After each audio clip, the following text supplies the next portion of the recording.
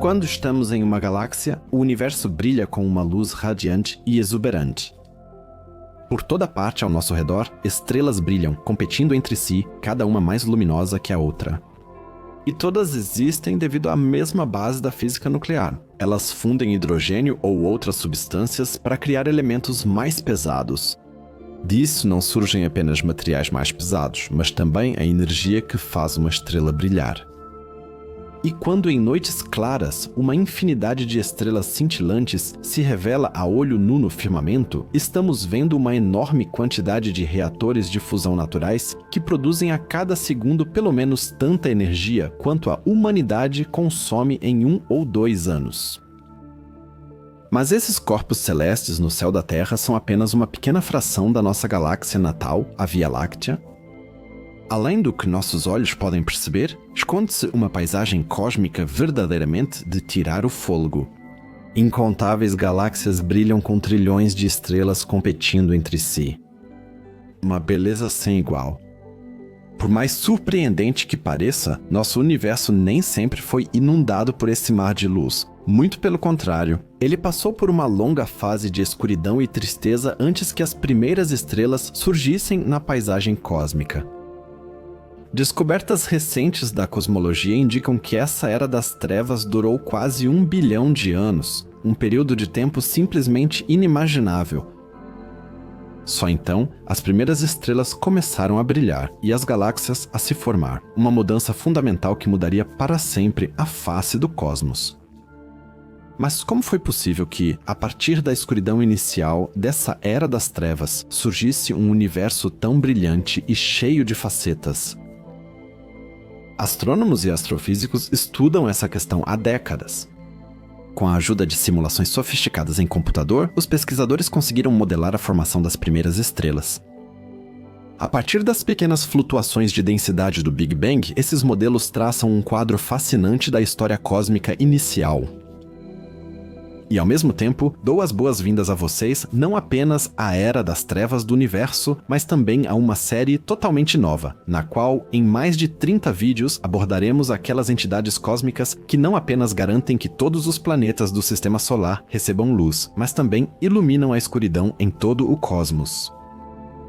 Nesta série chamada Saga das Estrelas, vamos observar as estrelas de todos os ângulos e perspectivas possíveis. Desde a Era das Trevas abordada neste vídeo e o nascimento das primeiras estrelas, passando pela evolução das estrelas até as diferentes classes estelares, os aglomerados de estrelas em um agrupamento estelar, seu fim e uma série de outros temas, como estrelas especiais e individuais ou até mesmo estrelas altamente especulativas. Vocês vão encontrar o tratamento mais detalhado sobre estrelas que existe no YouTube em língua alemã, uma carga concentrada de poder estelar. Agora vamos focar na primeira parte da Saga das Estrelas, explorando a Era das Trevas do Cosmos e o surgimento das primeiras estrelas. O que há de tão especial nessa Era Sombria e quanto tempo ela durou? Venham comigo, quem deseja conhecer a real escuridão do cosmos, uma época em que tanto estrelas quanto galáxias eram absolutamente raras.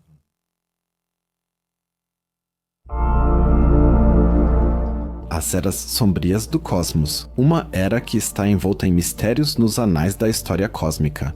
Uma época em que o universo estava em completa escuridão após a primeira luz do Big Bang se apagar. Foi uma época de silêncio e vazio em que as vastidões do espaço eram preenchidas por um negro aveludado, que ainda não tinha sido alcançado pela luz das primeiras estrelas. Nesse tempo do crepúsculo cósmico, a infinitude do espaço parecia ainda mais ilimitada, ainda mais insondável do que podemos imaginar hoje.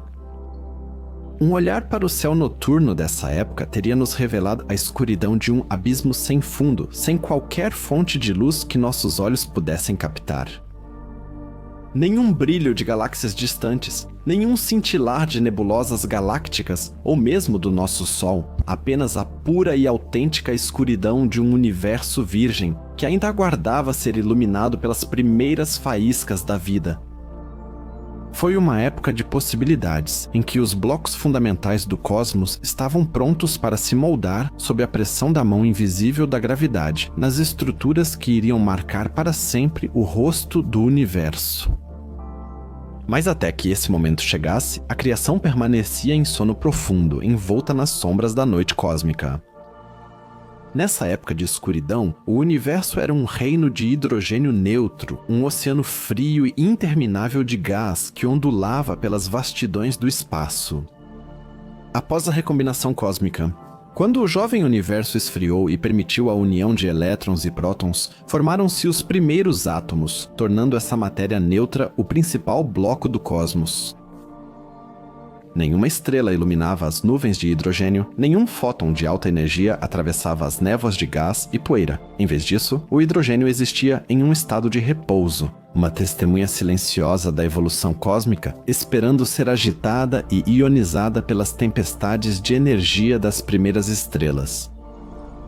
Mas até que isso acontecesse, ele permanecia um véu invisível que se estendia pela infinidade do espaço, um relicário do início do universo. A linha de 21 centímetros do hidrogênio neutro, a fraca radiação de rádio emitida por esse gás, pode ter parecido nessa era como um sussurro solitário na escuridão. Um eco quase inaudível do Big Bang ressoou pelas eras, anunciando a sinfonia oculta da criação. E assim, o hidrogênio, envolto na escuridão aveludada do universo, aguardava o momento em que a primeira luz atravessaria seu reino sombrio e mudaria para sempre a dança dos átomos. Nas profundezas dessa escuridão cósmica, porém, começou uma mudança sutil que prepararia o palco para o nascimento das primeiras estrelas. Impulsionadas pelas forças invisíveis da matéria escura, aquela substância misteriosa que até hoje não conseguimos observar diretamente, pequenas perturbações na densidade do universo começaram a crescer.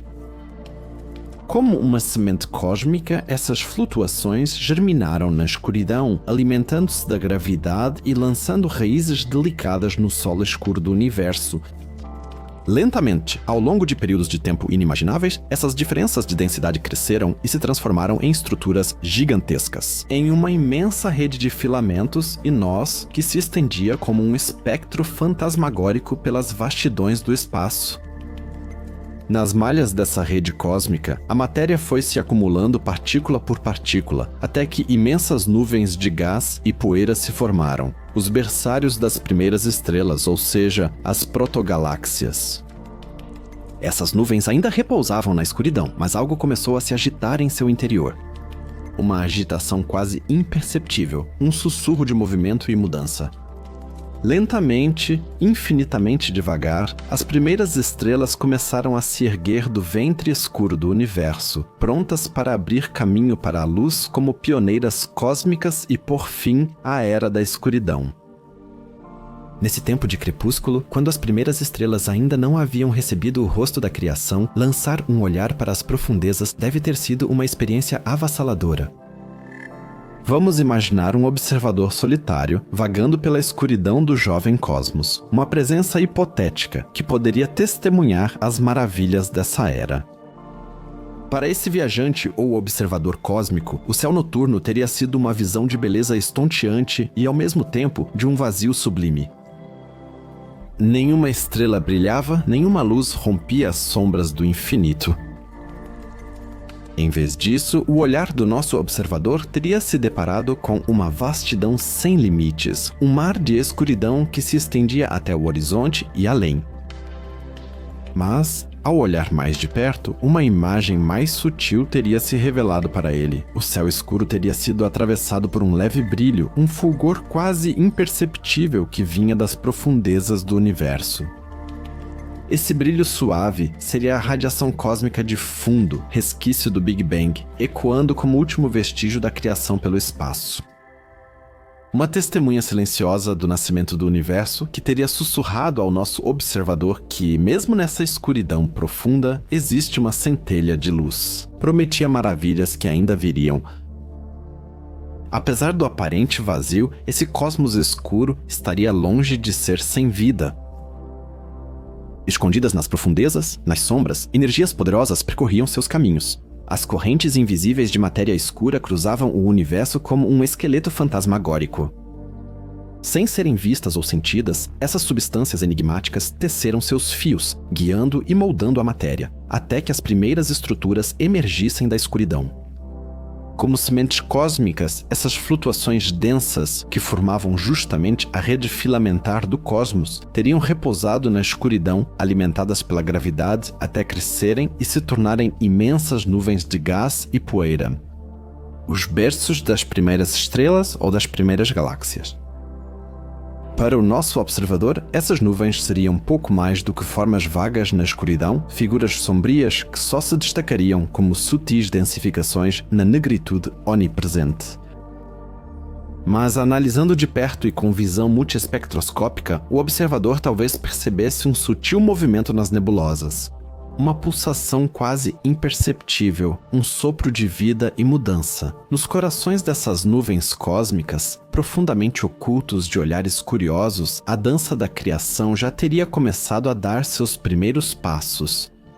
Redemoinhos e turbulências agitaram o gás, comprimindo e aquecendo-o, até que, nas profundezas das nuvens, as primeiras estrelas começaram a brilhar. Ainda invisíveis aos olhos do nosso observador, mas já prenúncios de uma nova era. Vamos imaginar agora. Nosso viajante cósmico poderia continuar sua jornada através do espaço e do tempo, um testemunha solitário que sobrevive às eras e observa a lenta metamorfose do universo. Enquanto milhões e milhões de anos passam como grãos de areia pela ampulheta da eternidade, o rosto do cosmos mudaria gradualmente. A princípio, quase imperceptivelmente, depois com velocidade crescente, as primeiras estrelas surgiriam da escuridão. Faíscas brilhantes na escuridão do universo, iluminando o firmamento com sua luz ousada. Sóis gigantescos, dezenas ou até centenas de vezes mais massivos que o nosso próprio, nasceriam em uma explosão titânica de gás e poeira. Seus ventos poderosos e sua radiação intensa afastariam as sombras e energizariam o hidrogênio neutro com nova energia. Como faróis cósmicos, esses pioneiros estelares abririam caminho para a luz, atravessariam a escuridão e lançariam as bases para tudo o que ainda estava por vir, para as galáxias e planetas, para a vida e a consciência. Para o nosso observador, seria uma visão de beleza estonteante e, ao mesmo tempo, de força avassaladora, um espetáculo da criação que se desenrola ao longo de períodos de tempo inimagináveis. Onde antes havia apenas escuridão, agora luzes e cores iluminam o céu. Brilhando e cintilando, as jovens estrelas competiriam entre si em esplendor, seu brilho uma promessa de vida em meio ao vazio cósmico. Mas sua luz também teria sido implacável e devoradora, uma espada de dois gumes que ao mesmo tempo molda e destrói a matéria. Alguns desses titãs estelares encontrariam seu fim em explosões gigantescas, espalhando ao seu redor, como supernovas ou até mesmo hipernovas, os destroços de sua própria destruição e assim lançando as bases para novas gerações de estrelas. Outros, por sua vez, perdurariam por éons, iluminando a escuridão com uma luz serena e preparando o palco para o maior de todos os milagres, o despertar da vida. Durante tudo isso, nosso observador seguiria sua jornada, uma testemunha silenciosa da evolução cósmica, presenciando o nascimento e a morte de incontáveis sóis. Ele veria a ordem e a estrutura surgirem lentamente do caos da formação estelar. Como as primeiras galáxias se erguem da névoa da criação, majestosas ilhas de luz que se agrupam em torno dos centros gravitacionais da matéria escura, espirais e elipses. Grandes aglomerações de estrelas e gás dançariam no cosmos, cruzadas por trilhas de jovens aglomerados e tons avermelhados de estrelas gigantes envelhecendo. E entre as galáxias, nas aparentemente vazias vastidões do universo, a luz do primeiro Sol ionizaria o hidrogênio, afastando a escuridão pouco a pouco. Até que, finalmente, após centenas de milhões de anos, um novo universo teria nascido, um cosmos de luz e cor, onde a vida pode criar raízes e prosperar.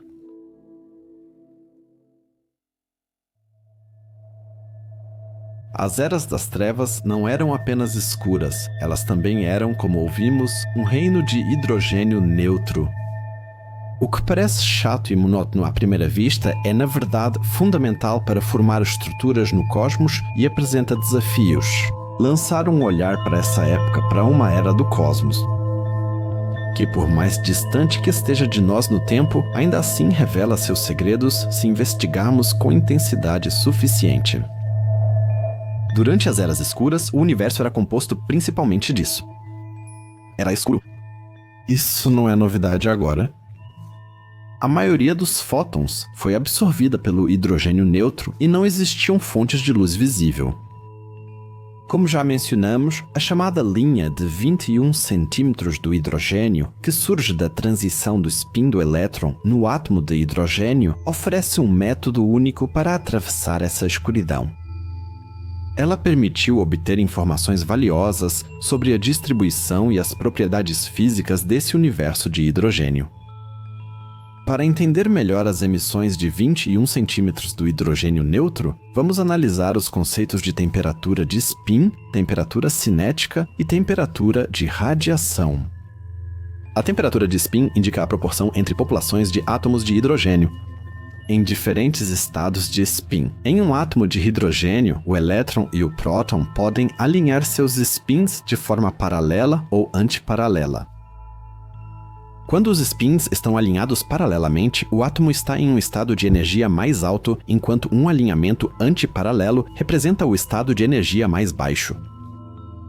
Por outro lado, a temperatura cinética mede a energia de movimento dos átomos e moléculas no gás. Temperatura cinética mais alta faz os átomos se moverem e colidirem mais rápido e frequentemente. Por fim, a temperatura de radiação fornece uma medida da energia dos fótons no fundo cósmico de micro-ondas, que permeia o universo. Essas três temperaturas influenciaram as emissões de 21 centímetros durante as Eras das Trevas e ajudaram os astrônomos a entender melhor as condições físicas e a dinâmica do universo primitivo. As interações entre as diferentes temperaturas foram decisivas para a formação e o desenvolvimento das primeiras estruturas no cosmos. Um processo central que possibilita a emissão de 21 centímetros e é de grande importância para sua observação é o chamado processo de inversão de spin. Ele descreve uma transição em que o elétron em um átomo de hidrogênio muda seu spin, ou seja, passa de um estado paralelo para um estado antiparalelo, ou vice-versa. Quando o elétron passa de um estado de energia mais alto, ou seja, spin paralelo, para um estado de energia mais baixo, spin antiparalelo, um fóton com comprimento de onda de 21 centímetros é emitido. Esses fótons podem ser detectados por radiotelescópios atualmente. O processo de inversão de spin é de grande importância porque pode ocorrer mesmo na ausência de estrelas e outras fontes de luz. Isso permite obter informações de uma época em que o universo ainda era escuro e não existiam fontes de luz visíveis. Há dificuldades notáveis na observação desse comprimento de onda? Um dos maiores desafios é a interferência de rádio terrestre. A linha de 21 centímetros que está na faixa de rádio do espectro eletromagnético é afetada por diversas atividades humanas, como, por exemplo, transmissões de rádio e televisão, telefonia móvel e outros serviços de comunicação.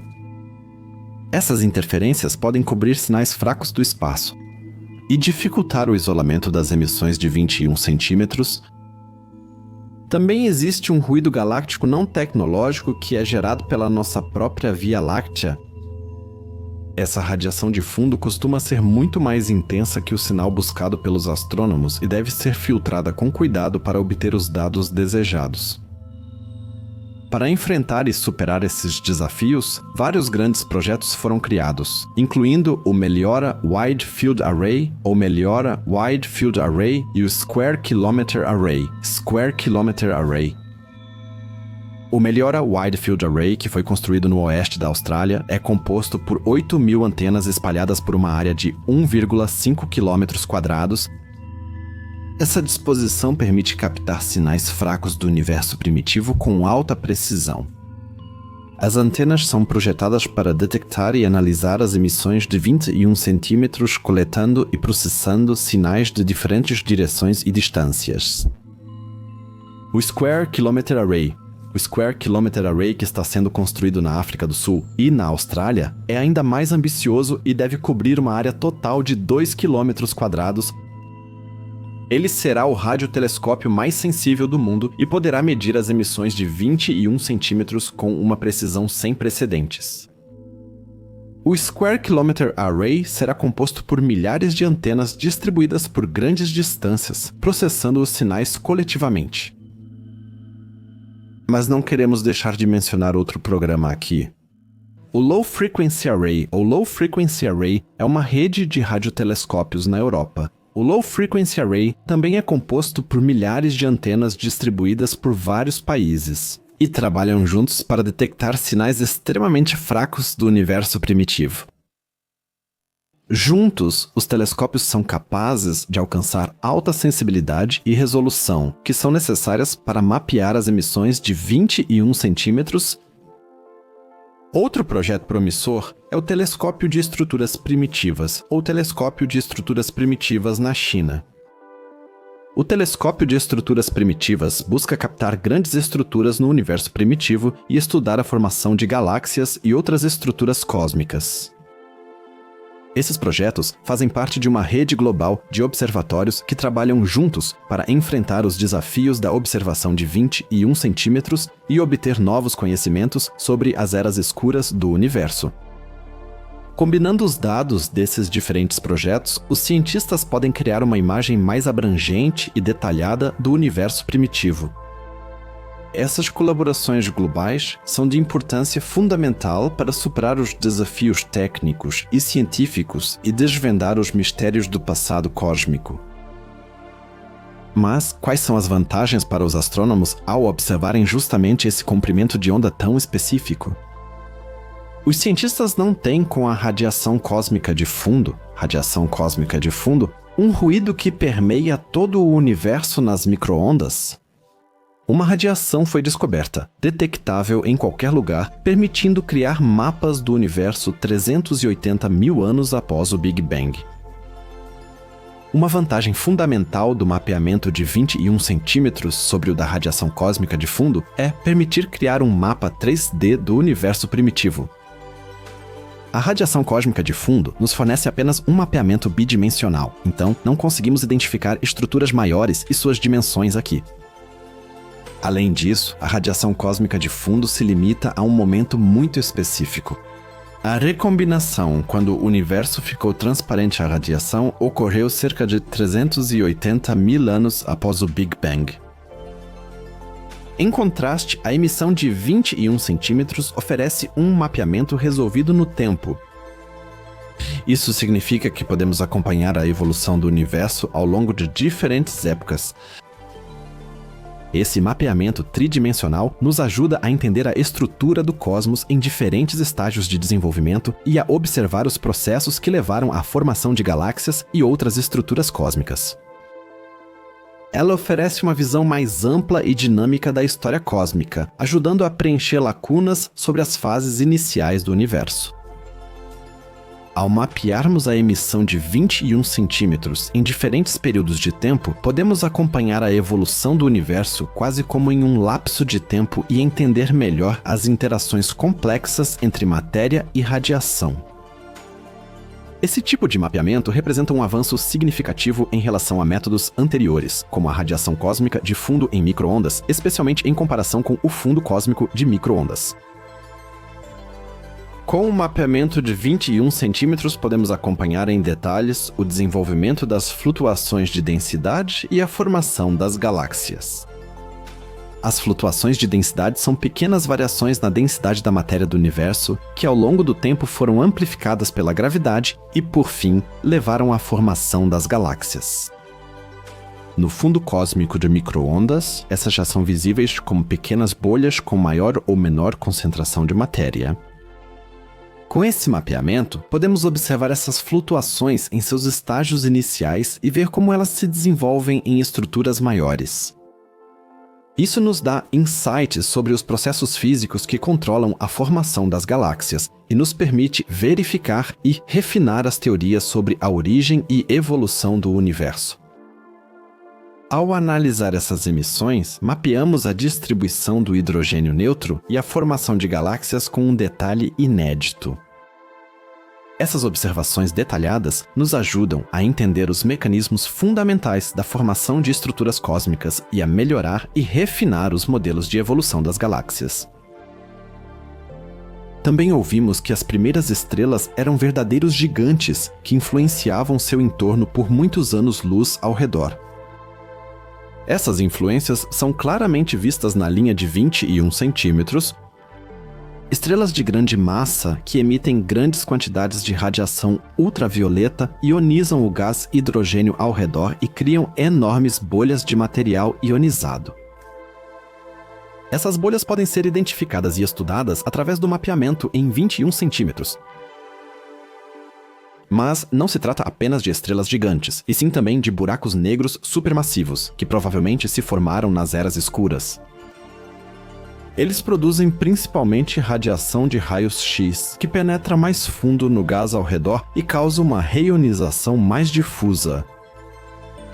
A linha do hidrogênio pode ajudar a determinar os limites e as propriedades dessas regiões ionizadas e fornecer informações sobre quais fontes dominaram a reionização.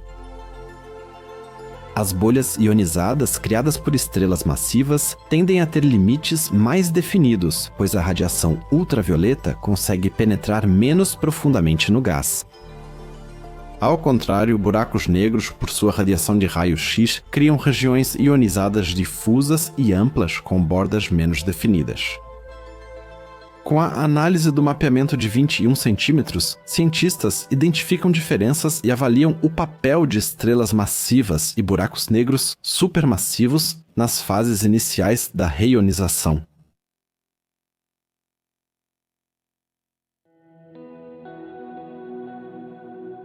O universo primitivo, milissegundos após o Big Bang, era um ambiente extremo. Era incrivelmente pequeno e extremamente quente. Toda a energia e matéria estavam concentradas em um ponto minúsculo, bilhões de vezes mais quente do que o interior do Sol. Nos primeiros segundos após o Big Bang, o universo já deve ter esfriado o suficiente para permitir a formação das partículas mais fundamentais, como quarks e elétrons. Os quarks se uniram para formar prótons e nêutrons. E à medida que o cosmos continuava a esfriar, formaram-se os núcleos de deutério, hidrogênio, hélio e lítio, mas todos ionizados, pois os elétrons não conseguiam se ligar aos núcleos atômicos devido às temperaturas incrivelmente altas. O universo era muito denso e a energia não conseguia escapar dele.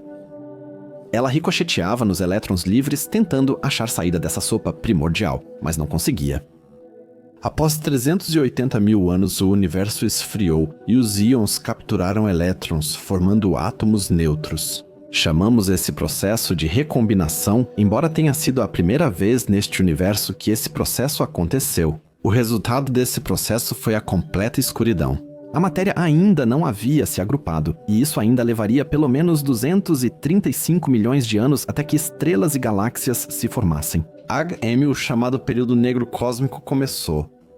Portanto, se os cientistas tentassem olhar para o passado do universo até o Big Bang, eles esbarrariam em uma espécie de parede. Isso tem a ver com o fato de que observar qualquer evento no universo requer fótons. Após a recombinação, a radiação estava livre, mas nuvens de hidrogênio, hélio e lítio atravessavam o cosmos, prendendo a luz como prisioneira. Essa névoa só começaria a se dissipar pelo menos 235 milhões de anos após o Big Bang. Esse é o tempo mínimo para a matéria do cosmos se juntar e formar as primeiras estrelas. Como resultado disso, os astrônomos têm enormes dificuldades para olhar ainda mais para o passado. É como tentar detectar uma lâmpada que, de alguma forma, está dentro de uma névoa que vai diminuindo cada vez mais a intensidade da sua luz. Não se trata de uma parede no sentido tradicional. É um horizonte cósmico que não conseguimos ultrapassar com métodos convencionais. Claro, poderíamos recorrer à radiação cósmica de fundo e observar como era o universo por volta de 380 mil anos após o Big Bang, durante a recombinação. A radiação de fundo representa exatamente esse momento. Há 10 a 20 anos, acreditava-se na astronomia que a Era das Trevas durou pelo menos 300 milhões de anos. Com a descoberta da galáxia Cosmic Evolution Early Release Science 9316 pelo telescópio James Webb, astrônomos conseguiram limitar um pouco a Era das Trevas. Assim, ela durou até no máximo 235 milhões de anos após o Big Bang. Como conclusão, podemos deduzir que as primeiras estrelas provavelmente se formaram ainda mais cedo. No entanto, sua radiação pode não ser detectada devido à névoa de hidrogênio, como já explicado. A transição da Era das Trevas para um universo de estrelas, galáxias e luz é chamada na astronomia de alvorada cósmica. Assim como o Sol anuncia uma nova manhã na Terra, as primeiras estrelas e galáxias marcam o momento em que a luz finalmente pôde viajar por todo o universo. Talvez nunca passemos desse limite, a menos que os astrônomos descubram um novo método de observação ou outra forma de estudar a Era das Trevas, ou ao menos obtenham conclusões indiretas sobre ela. Até agora, porém, não se sabe como isso seria possível. Será que essa já é a fronteira do universo? E por que deveria haver uma fronteira se a teoria da relatividade geral nos diz que o universo é infinito? Astrônomos estimam que o universo observável possui cerca de 96 bilhões de anos-luz de diâmetro e um raio de 48 bilhões de anos-luz. Os astrônomos sabem disso, por exemplo, a partir da radiação cósmica de fundo, que se sabe representar os centros de massa do universo primitivo. Áreas mais densas na radiação cósmica de fundo formaram galáxias, aglomerados e superaglomerados. Essa borda, ou a parede com a qual estamos lidando aqui, é chamada na astronomia de horizonte de partículas. Talvez possamos ver isso como uma espécie de horizonte de eventos cósmico? Não exatamente. Astrônomos definem o horizonte de eventos cósmico como a região além da qual a luz emitida hoje não nos alcança mais. Isso equivale a cerca de 16 bilhões de anos-luz cósmicos. E as galáxias vistas pelo Webb? Não localizamos algumas a mais de 30 bilhões de anos-luz de distância? Com o telescópio espacial James Webb, vimos galáxias que já estão além do horizonte de eventos cósmico. A galáxia Tanja Glacis Z13 está a 37 bilhões de anos-luz de nós, CERS. 93.316 está ainda mais distante de nós. Mas, se elas emitirem luz agora, não a receberíamos mais, pois o universo já se expande mais rápido que a luz nessa região. Ilhas estelares a até 16 bilhões de anos-luz do horizonte de eventos cósmico ainda são visíveis se emitirem luz hoje. Galáxias além desse limite estão perdidas para nós, então nunca veremos o desenvolvimento das ilhas estelares primitivas achadas por Webb, pois já escaparam do horizonte de eventos cósmico. Vamos ilustrar isso com um exemplo. A luz da galáxia Centro de Referência em Saúde do Trabalhador, 19.316, levou cerca de 13,6 bilhões de anos para chegar até aqui. É difícil saber a que distância a galáxia estava quando emitiu essa luz, mas podemos supor que não eram exatamente 13,6 bilhões de anos-luz. Enquanto a luz viaja até nós, o universo se expande e a distância até essa ilha estelar aumenta pela maior distância da galáxia em relação a nós. Quando a luz foi emitida em direção à Via Láctea, Centro de Referência em Saúde do Trabalhador rapidamente atingiu um ponto em que começou a se afastar de nós a uma velocidade superior à da luz. A travessia desse ponto é o horizonte de eventos cósmico. Assim que ela começou a se afastar de nós mais rápido que a luz, a radiação emitida por ela não pôde mais nos alcançar. Portanto, vemos essa galáxia como ela era antes de cruzar o horizonte de eventos cósmico. O horizonte de partículas cósmico é, portanto, um limite de até onde podemos ver no total, enquanto o horizonte de eventos cósmico é um limite para a radiação emitida atualmente. Há um universo além do horizonte de partículas que, se viajássemos mais rápido que a luz, poderíamos alcançar? Responderemos a essas perguntas no último capítulo. Antes, algumas considerações e informações sobre o horizonte de partículas. À medida que nos aproximamos do horizonte de partículas, as imagens dos objetos devem ficar mais borradas. Se olharmos para o universo logo após o Big Bang, provavelmente não veremos a matéria durante a Era das Trevas e veremos apenas escuridão. No futuro, talvez haja um método de observação capaz de captar estruturas da Era das Trevas. No momento, porém, não conhecemos nenhum e precisamos aguardar o que está por vir. O horizonte absoluto das partículas para nós é o momento da recombinação. Não podemos olhar mais longe no passado. Mesmo na velocidade da luz, não o alcançaríamos, pois o horizonte de partículas se afasta mais rápido que a luz. Além do horizonte de partículas, deve existir um nada absoluto, sem nem o vácuo do cosmos. Um nada onde o horizonte de partículas avança e cria galáxias e matéria. Em algum lugar, a criação continua e o universo está em constante evolução. E se o cosmos se expande infinitamente ou se sua expansão será interrompida em algum momento, não podemos dizer. Parece mais que o universo vai continuar se expandindo aceleradamente por toda a eternidade.